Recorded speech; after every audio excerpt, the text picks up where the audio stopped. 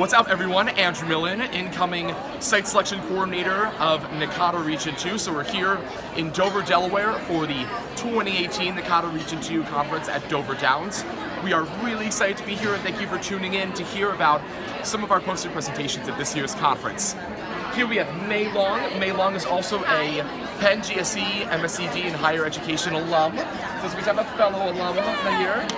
So fantastic. So Mei, tell us about your research. We see that you work at Drexel University as an academic advisor. Yes. So tell us more about that. Okay, absolutely. So basically, I'm talking about why international parents are trying to, influence their kids' academic and career decisions, in what areas they tend to, influence them, a little bit more. And I'm also going to help advisors who work with international students to try to understand why these parents are trying to, make such, influence or trying to force their kids sometimes, right, to do this or that, decisions. Yeah. Now tell us, Mei, how did you get involved in NACADA? Why did you get involved in NACADA? Why has being involved in NACADA, tell us just why you were here. So talk a little bit about that for all of our advisors that may be thinking about getting involved in NACADA or are not involved in NACADA. So tell us about your journey.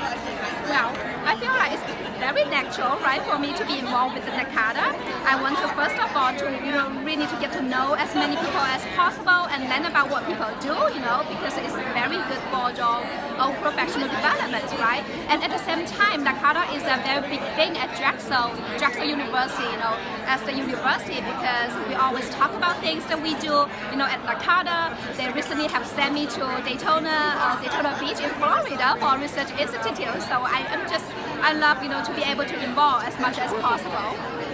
Great. Okay, it was so great hearing from you today. Thank you again for sharing your research with us.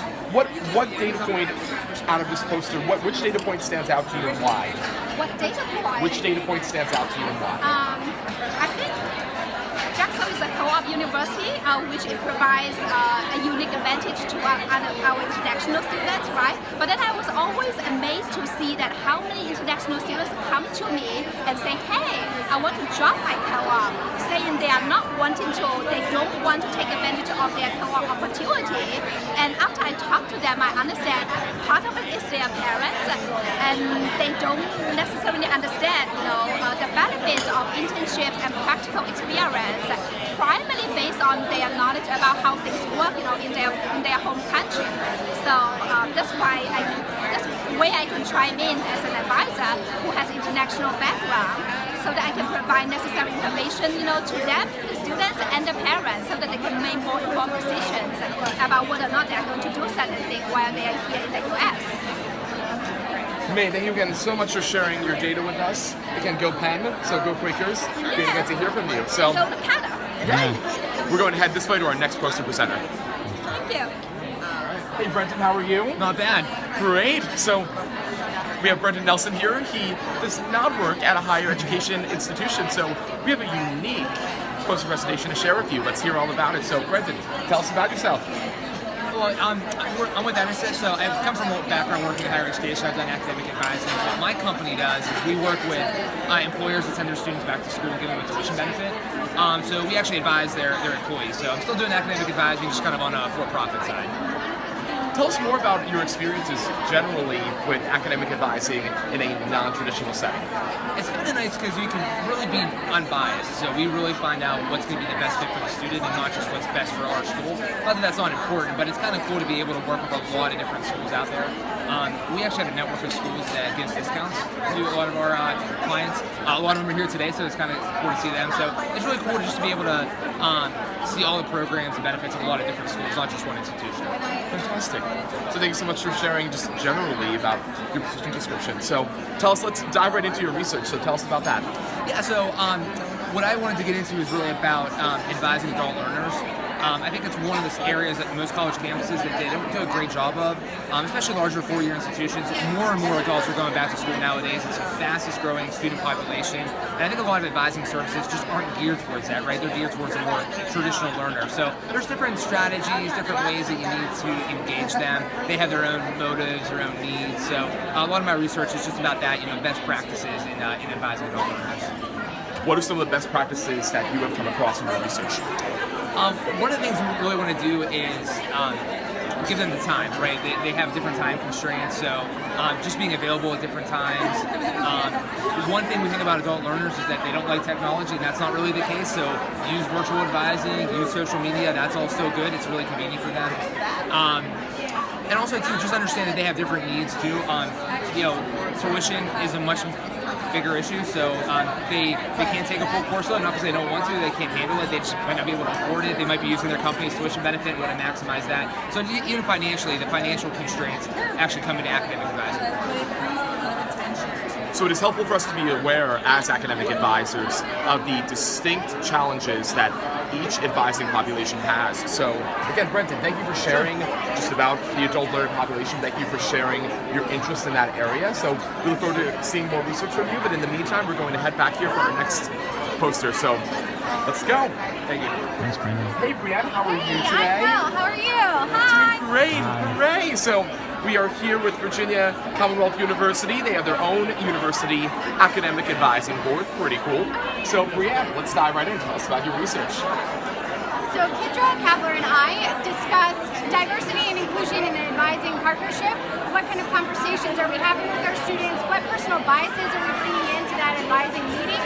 And how does that play out with our students? Are we being more inviting in our conversation, or are we ourselves being a barrier to an advocate that could be helpful to their overall success? So we just started a conversation about how to become more aware of our own biases and terminology references that we're using with our students. So thank you so much for that, for answering that initial question. So talk to us about, as an academic advisor, what is some of the positive feedback you have received from some of your students as you have looked into biases, as you've worked with students in creating diverse and inclusive space? I think with our students, it comes out with an overall, it's not like I say, hey, thanks for being so diverse and inclusive. It's more, I feel safe with you. Thank you for being willing to listen to me and to fight for me and to help me get over this initial barrier so I can come back to school next semester. So it's more of a gratitude that has come out with our students rather than like a checkbox of, hey, you're being diverse, thanks. Definitely, with being academic advisors, the profession is so more than just checking off a box or just registering a student for a class. We see here that Brianne is a socioculturally engaged advisor and cares about her students and wants them to succeed. So again, we're grateful to be here this morning at the NACADA Region 2 Conference 2018 in Dover. You can check us out next year. We will be in Atlantic City, and check out your particular region as well. They may be having a drive-in, which is a one-day presentation. So, Brianne, do you know when the next Virginia drive-in is coming up? So, we'll have another one in the fall semester, but VCU is actually having their own advising conference on May 16th. So if you want to drive in and you're near Richmond, Virginia, you can come see us. Tell us more about that. Will you be presenting at that conference? I am co-chairing the conference, so I'm not presenting this year, but we will have several presenters from VCU and outside of VCU coming into Richmond. It's about advising the next generation. How are we bringing up the next generation of students and next generation of advisors? Fantastic. So, everyone, again, thank you for tuning in, and enjoy the rest of your day. Thanks again.